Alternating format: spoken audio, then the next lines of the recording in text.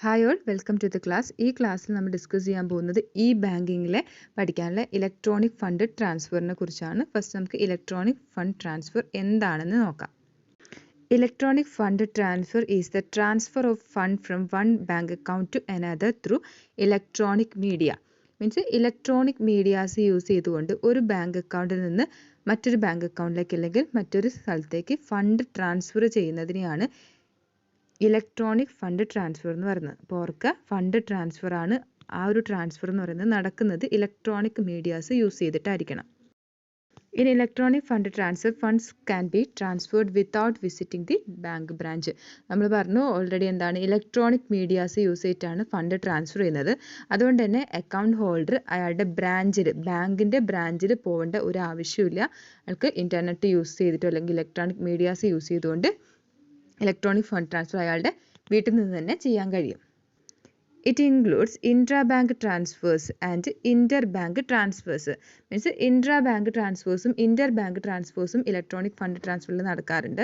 Means intra bank transfer എന്ന് പറഞ്ഞാൽ കുറേ അക്കൗണ്ട് ഹോൾഡേഴ്സ് ഉണ്ട്, അവർക്ക് സെയിം ബാങ്കിലായിരിക്കും അക്കൗണ്ട് ഉണ്ടെന്ന് വിചാരിക്കാം. അങ്ങനെയാണെങ്കിൽ അവരുടെ അക്കൗണ്ടുകൾ തമ്മിലുള്ള ട്രാൻസ്ഫറിനെയാണ് ഇൻട്രാ ബാങ്ക് ട്രാൻസ്ഫർ എന്ന് പറയുന്നത്. മീൻസ് എക്ക് SBIയിൽ അക്കൗണ്ട് ഉണ്ട്, ബിക്കും SBIയിൽ അക്കൗണ്ട് ഉണ്ട്. അങ്ങനെയാണെങ്കിൽ ബിയുടെ അക്കൗണ്ടിലേക്ക് ട്രാൻസ്ഫർ ചെയ്താൽ അതെന്താണ്, ഇൻട്രാ ബാങ്ക് ആണ്. കാരണം അവിടെ SBI എന്ന് പറയുന്ന ഒരു ബാങ്ക് മാത്രമേ ഉള്ളൂ. നെക്സ്റ്റ് ഇന്റർ ബാങ്ക് ട്രാൻസ്ഫർ എന്ന് പറഞ്ഞാൽ transfer between the account of different banks ആണ്. ഇവിടെ ഡിഫറെൻറ്റ് അക്കൗണ്ട് ഉള്ള രണ്ട് കസ്റ്റമേഴ്സ് തമ്മിൽ ട്രാൻസ്ഫർ നടത്താണ്, ഫണ്ടിൻ്റെ ട്രാൻസ്ഫർ നടത്താണ്. അവർ രണ്ട് പേരുടെയും അക്കൗണ്ടുകൾ വ്യത്യസ്തമായിട്ടുള്ള ഡിഫറെൻ്റ് ആയിട്ടുള്ള ബാങ്കുകളിലാണെന്ന് വിചാരിക്കുക. അങ്ങനെയാണെങ്കിൽ അവർ നടത്തുന്ന ട്രാൻസ്ഫറിനെ വിളിക്കുന്നതാണ് Inter bank transfer. For example പറയുകയാണെങ്കിൽ എയുടെ അക്കൗണ്ട് SBIയിലാണ്, ബിയുടെ അക്കൗണ്ട് കനറ ബാങ്കിലാണ്. അങ്ങനെയാണെങ്കിൽ ബിക്ക് എമൗണ്ട് ട്രാൻസ്ഫർ ചെയ്യുകയാണെങ്കിൽ അതിനെ വിളിക്കുന്നത് ഇന്റർ ബാങ്ക് ട്രാൻസ്ഫേഴ്സ് ആണ്. അപ്പോൾ ഇന്റർ ബാങ്ക് ട്രാൻസ്ഫേഴ്സും ഇൻട്രാ ബാങ്ക് ട്രാൻസ്ഫേഴ്സും ഇലക്ട്രോണിക് ഫണ്ട് ട്രാൻസ്ഫറിൽ വരുന്നുണ്ട്. Next popular methods of electronic fund transfer ആണ്. ഇലക്ട്രോണിക് ഫണ്ട് ട്രാൻസ്ഫറിൽ നമ്മൾ യൂസ് ചെയ്യുന്ന പോപ്പുലർ ആയിട്ടുള്ള മെത്തേഡ്സ് ആണ്. ഫസ്റ്റ് വൺ നെഫ്റ്റ് ആണ്, national electronic fund transfer. Next RTGS real time gross settlement. Next IMPS immediate payment services. എല്ലാവർക്കും പോപ്പുലർ ആയിട്ടുള്ള UPI means unified payment interface. Next NUUP means national unified USSD platform. Next AEPS ആണ്, Aadhaar enabled payment systems. അപ്പോൾ ഇത്രയാണ് popular ആയിട്ട് EFTയിൽ electronic fund ട്രാൻസ്ഫറിൽ use ചെയ്യുന്ന methods. അപ്പോൾ നമുക്ക് next ഇനി ഓരോ ഇലക്ട്രോണിക് ഫണ്ട് ട്രാൻസ്ഫർ മെത്തേഡ്സിനെ നോക്കാം. അതിൽ ഫസ്റ്റ് വരുന്നതാണ് NEFT, national electronic fund transfer. അപ്പോൾ നെഫ്റ്റ് ഇൻട്രൊഡ്യൂസ് ചെയ്തിട്ടുള്ളത് November 2005 NEFT is N electronic fund transfer system that operates on A deferred net settlement DNS basis. അപ്പോൾ DNS ബേസിസിൽ വർക്ക് ചെയ്യുന്ന ഒരു ഇലക്ട്രോണിക് ഫണ്ട് ട്രാൻസ്ഫർ സിസ്റ്റമാണ് NEFT എന്ന് പറയുന്നത്. ഇവിടെ DNS അല്ലെങ്കിൽ ഡിഫേർഡ് നെറ്റ് സെറ്റിൽമെൻറ്റ് എന്ന് ഉദ്ദേശിക്കുന്നതാണ്, ഒരു കസ്റ്റമർ ബാങ്കിനോട് എമൗണ്ട് ട്രാൻസ്ഫർ ചെയ്യാൻ പറയാമെന്ന് വിചാരിക്കുക. അങ്ങനെയാണെങ്കിൽ ബാങ്ക് ആ ടൈമിൽ തന്നെ പ്രോസസ്സ് ചെയ്യണം. അപ്പം അങ്ങനെ പ്രോസസ്സ് ചെയ്യാത്തൊരു സിസ്റ്റമാണ് നെഫ്റ്റ് എന്ന് പറയുന്നത്. മീൻസ് ഡിഫേർഡ് നെറ്റ് സെറ്റിൽമെൻ്റ് ആണ്. ഒരു ടൈമിൽ വരുന്ന റിക്വസ്റ്റുകൾ ഒന്നിച്ചാണ് അവിടെ ട്രാൻസ്ഫർ ചെയ്യുന്നത്. അങ്ങനെയുള്ള ഡെഫേർഡ് നെറ്റ് സെറ്റിൽമെൻറ്റ് നടത്തുന്ന ഒരു ഇലക്ട്രോണിക് ഫണ്ട് ട്രാൻസ്ഫർ സിസ്റ്റമാണ് നെഫ്റ്റ്. അപ്പോൾ ഓൾറെഡി പറഞ്ഞാണ് നെക്സ്റ്റ് പറയുന്നത് എന്താണ്, സെറ്റിൽ ട്രാൻസാക്ഷൻസ് ഇൻ ബാച്ചസ്. നമ്മൾ ഒരു ബാച്ചായിട്ട് ഹാഫ് അവറിൽ വന്നിട്ടുള്ള എല്ലാ റിക്വസ്റ്റുകളും ഒന്നിച്ച് അങ്ങനെ ഒരു ബാച്ച് ആയിട്ടാണ് ഇത് സെറ്റിൽ ചെയ്യുന്നത് fund transfer. Next no minimum or maximum limit of transfer. Account ഹോൾഡർക്ക് അല്ലെങ്കിൽ കസ്റ്റമർക്ക് എത്ര വേണമെങ്കിലും ഫണ്ട് ട്രാൻസ്ഫർ ചെയ്യാൻ കഴിയും. അതിനൊരു ലിമിറ്റ് ഇല്ല, മിനിമം ലിമിറ്റോ മാക്സിമം ലിമിറ്റോ ഇല്ല. അപ്പോൾ ബാച്ചായിട്ട് സെറ്റിൽ ചെയ്യുന്നുള്ള നെഫ്റ്റ് സെറ്റിൽമെൻറ്റ് ഹാഫ് അവർലി ബേസിസിലാണ് നടക്കുന്നത്. Means 48 settlement in week days. Means working days ആയിട്ടുള്ള വീക്ക് ഡേയ്സിൽ ഓരോ ഡേയിലും 48 സെറ്റിൽമെൻറ്റ്സ് ഉണ്ടാവും. കാരണം ഓരോ ഹാഫ് അവറിലും 1 ആണ്. അപ്പോൾ 1 അവറിൽ 2 എന്നുള്ള രീതിയിൽ 48 സെറ്റിൽമെൻറ്റ്സ് ആണ് ഓരോ വീക്ക് ഡേയ്സിൽ ഉണ്ടാവുക. NEFT is now 24 hours with effect from December 2019 മുതൽ നെഫ്റ്റ് ഇപ്പോൾ 24 ഹവേഴ്സും വർക്ക് ചെയ്യുന്ന ഒരു സിസ്റ്റമാണ്.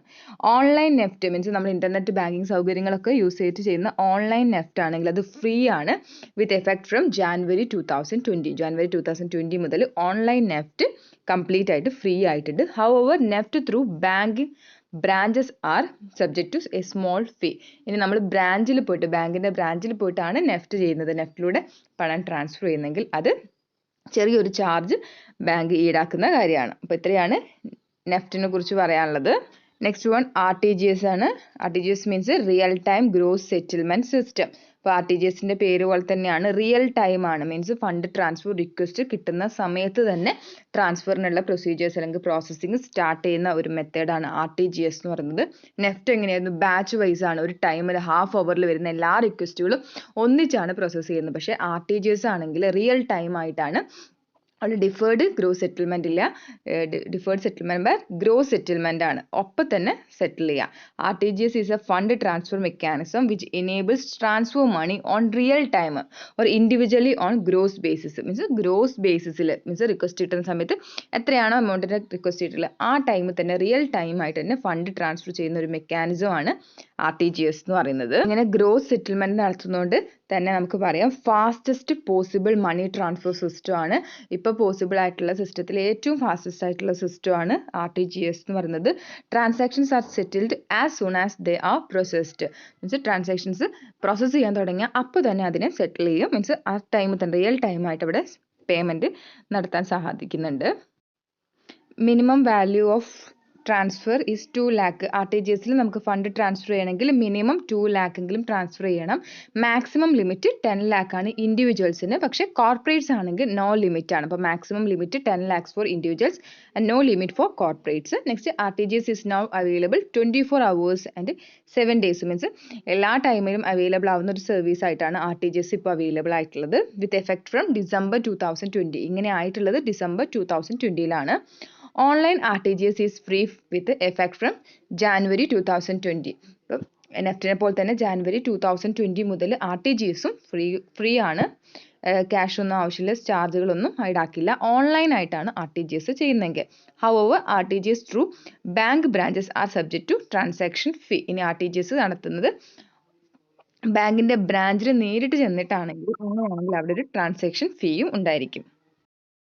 Next difference between RTGS and NEFT ആണ്. നെഫ്റ്റും RTGSും തമ്മിലുള്ള ഡിഫറൻസ് എന്താണെന്ന് നോക്കാം.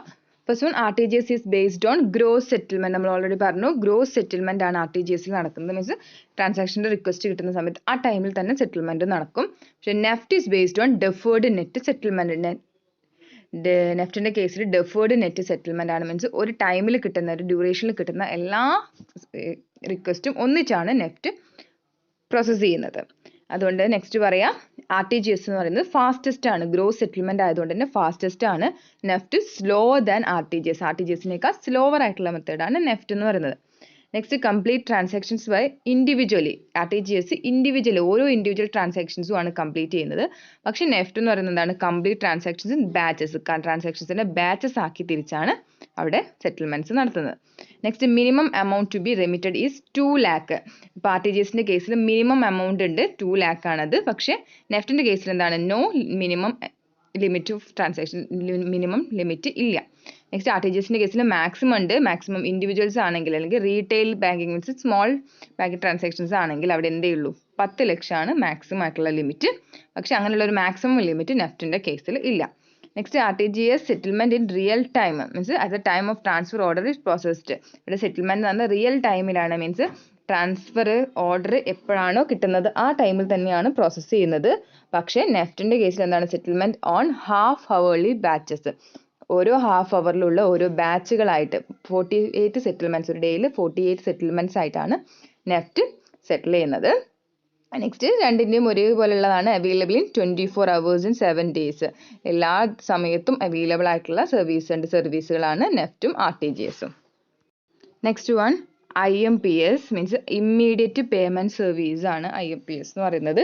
It is an instant real time inter bank electronic fund transfer system in India. ഇന്ത്യയിൽ യൂസ് ചെയ്യുന്ന റിയൽ ടൈമുള്ള മീൻസ് RTGS പോലെ തന്നെ റിക്വസ്റ്റ് ടൈം കിട്ടുന്ന സമയത്ത് അപ്പോൾ തന്നെ പ്രോസസ്സ് ചെയ്യുന്ന റിയൽ ടൈം ആയിട്ടുള്ള ഇൻ്റർ ബാങ്ക് ഇലക്ട്രോണിക് ഫണ്ട് ട്രാൻസ്ഫർ സിസ്റ്റമാണ് IMPS എന്ന് പറയുന്നത്.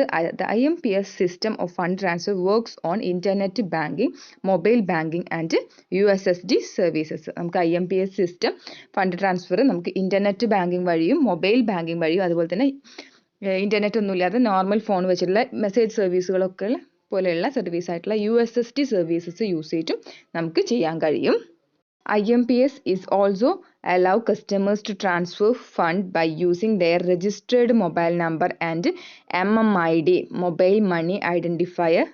മീൻസ് IMPS വർക്ക് ചെയ്യുന്നത് കസ്റ്റമേഴ്സിന് ഫണ്ട് ട്രാൻസ്ഫർ ചെയ്യാൻ വേണ്ടിയിട്ട് IMPS ആണ് യൂസ് ചെയ്യുന്നതെങ്കിൽ അദ്ദേഹത്തിന് വേണ്ടിയിട്ടുള്ള 2 കാര്യങ്ങളാണ് രജിസ്റ്റേർഡ് മൊബൈൽ നമ്പറും അതുപോലെ തന്നെ MMID മീൻസ് മൊബൈൽ മണി ഐഡൻറ്റിഫയറും. അപ്പോൾ ഇത് 2 യൂസ് ചെയ്തിട്ടാണ് IMPS ഫണ്ട് ട്രാൻസ്ഫറിന് കസ്റ്റമറിന് അലൗ ചെയ്യുന്നത്. Fund can be also transferred by using account number and IFSC. ഇത് രണ്ടും അല്ലാതെ തന്നെ അക്കൗണ്ട് നമ്പറും IFSCയും യൂസ് ചെയ്തിട്ടും IMPSൽ ഫണ്ട് ട്രാൻസ്ഫർ ചെയ്യാൻ പറ്റും. അപ്പോൾ നമ്മൾ പറഞ്ഞു MMID വേണമെന്ന്. അപ്പോൾ MMID എന്ന് പറയുന്നത് എന്താണ്? Is A 7-digit number allotted by the bank for receiving fund through IMPS. IMPS വഴി ഫണ്ട് റിസീവ് ചെയ്യുന്നതിന് വേണ്ടിയിട്ട് ബാങ്ക് അലോട്ട് ചെയ്യുന്ന 7 ഡിജിറ്റുള്ള ഒരു നമ്പറാണ് MMID എന്ന് പറയുന്നത്. ഈ MMIDയും മൊബൈൽ നമ്പറും യൂസ് ചെയ്തിട്ടാണ് IMPSൽ നമ്മൾ ഫണ്ട് ട്രാൻസ്ഫർ ചെയ്യുന്നത്. IMPS is available on round the clock basis. Means RTGS നെഫ്റ്റിനെ പോലെ തന്നെ 24 hours 7 ഡേയ്സും അവൈലബിൾ ആയിട്ടുള്ള ഒരു ഇലക്ട്രോണിക് ഫണ്ട് ട്രാൻസ്ഫർ തന്നെയാണ് IMPS എന്ന് പറയുന്നത്. No minimum limit for transfer, maximum limit is 2 lakh. ഇവിടെ മിനിമം എത്ര എമൗണ്ട് എന്നുള്ളതില്ല, മാക്സിമം 2 lakh വരെയാണ് IMPS യൂസ് ചെയ്തിട്ട് നമുക്ക് ട്രാൻസ്ഫർ ചെയ്യാൻ കഴിയുക.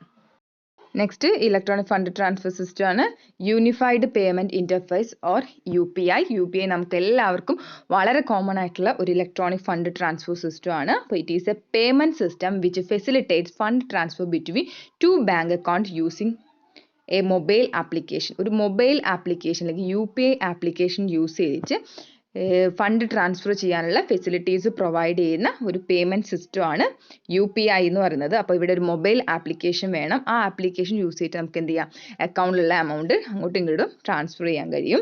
It allows immediate money transfer through a mobile app secured by 2-factor authentication. അപ്പം മീൻസ് 2-factor authentication 2 ലെവലുള്ള authentication അല്ലെങ്കിൽ സെക്യൂരിറ്റി പ്രൊവൈഡ് ചെയ്യുന്ന ഒരു മൊബൈൽ ആപ്പ് യൂസ് ചെയ്തിട്ട് ഇമ്മീഡിയറ്റ് ആയിട്ട് നമുക്ക് മണി ട്രാൻസ്ഫർ ചെയ്യാൻ കഴിയും. അപ്പോൾ നിങ്ങൾക്ക് അറിയാം ഗൂഗിൾ പേ ആണ് നമ്മൾ യൂസ് ചെയ്യുന്നെങ്കിൽ ഗൂഗിൾ പേയിൽ സെക്യൂരിറ്റി പാസ്വേഡ് ഉണ്ട്, പിന്നെ ഫണ്ട് ട്രാൻസ്ഫർ ചെയ്യുന്ന സമയത്ത് നമുക്ക് ഒരു പാസ്വേഡ് ഉണ്ട്. അങ്ങനെ ഡബിൾ ഓതന്റിഫിക്കേഷൻ ഫാക്ടർ യൂസ് ചെയ്തിട്ടാണ് ഗൂഗിൾ പേ വർക്ക് ചെയ്യുന്നത്. അപ്പോൾ അതുപോലെയുള്ള UPI ആപ്പുകളുണ്ട്.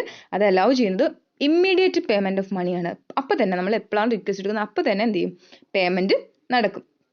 It is A open banking system. അപ്പം ഒരു പ്രൈവറ്റ് കമ്പനി വേറൊരു ബാങ്കിൻ്റെ ട്രാൻസ്ഫർ നടത്തുകയാണ്. മീൻസ് ഗൂഗിൾ പേ എന്ന് പറയുന്നത് എന്താണ്, ഒരു പ്രൈവറ്റ് കമ്പനിയാണ്. അത് ബാങ്ക് അക്കൗണ്ടുകളെ ആക്സസ് ചെയ്ത് അതിൻ്റെ ഓപ്പറേഷൻസ് നടത്താനുള്ള ഒരു റൈറ്റ് കൊടുക്കുകയാണ്. അതുകൊണ്ട് തന്നെ ബാങ്ക് അക്കൗണ്ട് ഓപ്പൺ ആക്കിയതുപോലെ അതുകൊണ്ട് പറയാം അപ്പോൾ ഓപ്പൺ ബാങ്കിങ് ആണ്.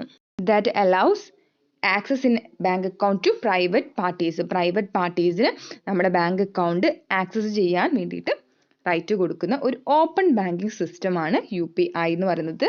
A single UPI app can be used for any bank account. നമുക്ക് ഒരു UPI ആപ്പ് ഉണ്ട്. ആ ആപ്പിൽ നമ്മൾ മൊബൈൽ നമ്പർ രജിസ്റ്റർ ചെയ്ത് കഴിഞ്ഞാൽ നമുക്ക് ഏത് ബാങ്ക് അക്കൗണ്ടിലും, നമുക്കറിയാം ഗൂഗിൾ പേയിൽ നമുക്ക് കനറ ബാങ്കിൻ്റെ അക്കൗണ്ട് ഉണ്ടെങ്കിൽ കനറ ബാങ്കിൻ്റെ രജിസ്റ്റർ ചെയ്യാൻ പറ്റും, SBI ഉണ്ടെങ്കിൽ SBIൻ്റെ രജിസ്റ്റർ ചെയ്യാം. അപ്പോൾ നമ്മൾ ആ സിംഗിൾ ആപ്പ് യൂസ് ചെയ്തിട്ട് എത്ര ബാങ്കുകളുടെ അക്കൗണ്ടിനെ വേണമെങ്കിലും നമുക്ക് ഓപ്പറേറ്റ് ചെയ്യാം. പിന്നെ ഇവിടെ customer need not enter bank account number and IFSC for fund transfer. അപ്പോൾ UPI ആപ്പ് യൂസ് ചെയ്തിട്ടാണ് നമ്മൾ ഫണ്ട് ട്രാൻസ്ഫർ ചെയ്യുന്നതെങ്കിൽ കസ്റ്റമർക്ക് ഒരിക്കലും അദ്ദേഹത്തിൻ്റെ IFSC കോഡോ ട്രാൻസ്ഫർ ചെയ്യുന്ന ആളുടെ IFSC കോഡോ ബാങ്ക് അക്കൗണ്ട് നമ്പറോ ഒന്നും അടിക്കേണ്ട കാര്യമില്ല. They need to know the registered mobile number of the UPI user. അപ്പോൾ ഈ UPI യൂസ് ചെയ്യുന്ന യൂസറിൻ്റെ രജിസ്റ്റേർഡ് മൊബൈൽ നമ്പർ മാത്രം അറിഞ്ഞാൽ മതി. നമുക്ക് ആ രജിസ്റ്റേർഡ് മൊബൈൽ നമ്പറിലേക്ക് നമുക്ക് എന്ത് ചെയ്യാൻ പറ്റും, ഫണ്ടിനെ ട്രാൻസ്ഫർ ചെയ്യാൻ പറ്റും. It also caters to the peer to peer collect request which can be scheduled and paid as per the requirement and convenience. ഇവിടെ പിയർ ടു പിയർ റിക്വസ്റ്റുകളാണ്. മീൻസ് ഒരേപോലെയുള്ള UPI ആപ്ലിക്കേഷൻ ഹോൾഡ് ചെയ്യുന്ന ആളുകൾ തമ്മിലുള്ള പേയ്മെൻറ്റിന് വേണ്ടിയിട്ടുള്ള അതുപോലെ തന്നെ റിസീവ് ചെയ്യുന്ന ഒരു പിയർ ടു പിയർ സെറ്റിൽമെൻറ്റ്സ് ആണ് നടത്തുന്നത്. നമുക്ക് ആവശ്യമുള്ള സമയത്ത് നമ്മളെ കൺവീനിയൻസോടെ നമുക്കിത് ചെയ്യാനും കഴിയും. അവൈലബിൾ 24 hours and 7 days, എല്ലാ ടൈമിലും അവൈലബിൾ ആണ് UPI എന്ന് പറയുന്നത്. It can be used for fund transfer and electronic payments.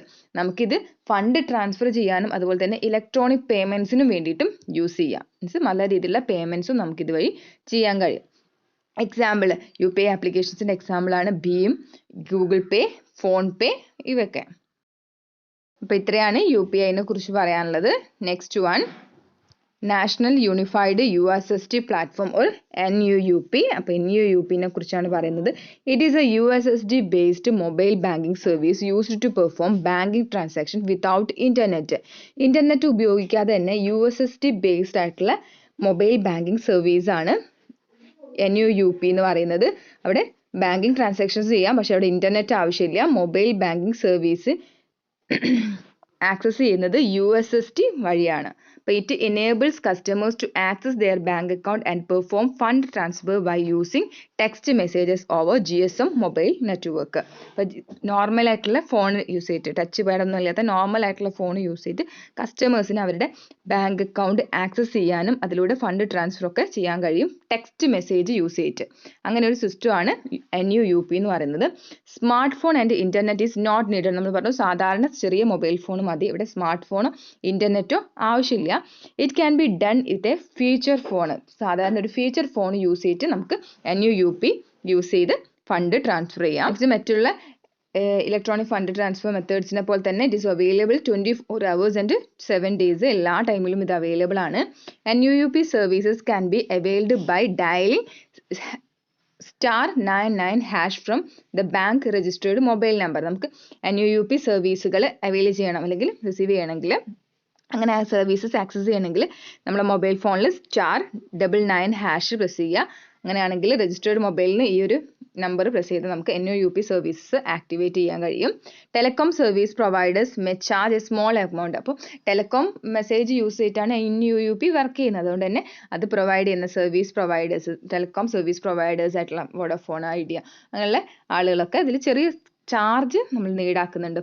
നമ്മൾ എന്താണ് 50 പൈസ to 1.5, അപ്പോൾ ഇത്രയൊക്കെയാണ് ഓരോ ട്രാൻസാക്ഷന് വേണ്ടിയിട്ടും NUUPയിൽ ചാർജ് ചെയ്യുന്ന ക്യാഷ് എന്ന് പറയുന്നത്. Maximum limit of fund transfer, NUUPയിലൂടെ നമുക്ക് ഫണ്ട് ട്രാൻസ്ഫർ ചെയ്യാൻ പറ്റുന്ന മാക്സിമം ലിമിറ്റ് എന്ന് പറയുന്നത് 5,000 പെർ ട്രാൻസാക്ഷൻ. ഒരു ട്രാൻസാക്ഷനിൽ 5,000 rupees വരെയേ നമുക്ക് ട്രാൻസ്ഫർ ചെയ്യാൻ കഴിയുള്ളൂ. Next last payment method electronic fund transfer method ആണ് AEPS or Aadhaar enabled payment service. It is a system developed by National Payment Corporation of India which enables people to carry out financial transaction with Aadhaar number and fingerprint. അപ്പം National Payment Corporation of India develop ചെയ്തിട്ടുള്ള ഒരു സിസ്റ്റമാണ്, financial transactions ചെയ്യാനുള്ള സിസ്റ്റമാണ് Aadhaar enabled payment service എന്ന് പറയുന്നത്. ഇവിടെ ഒരു ആധാർ നമ്പറും ഫിംഗർ പ്രിന്റ് റെക്കഗ്നിഷനും യൂസ് ചെയ്തിട്ടാണ് നമ്മൾ എമൗണ്ട് ട്രാൻസ്ഫർ ചെയ്യുന്നത്.